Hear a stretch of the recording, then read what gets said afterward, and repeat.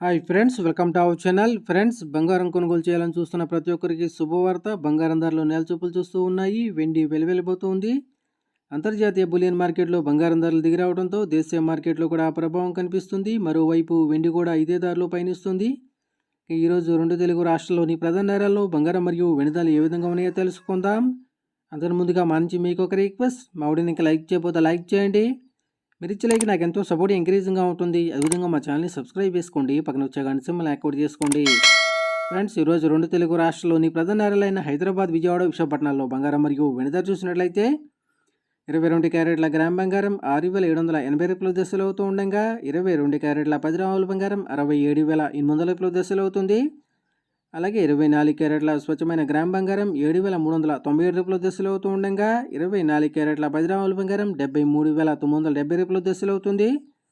అలాగే గ్రాము వెండి 96 రూపాయల దశలు అవుతూ ఉండగా కేజీ వెండి 96,000 రూపాయల దశలు అవుతుంది.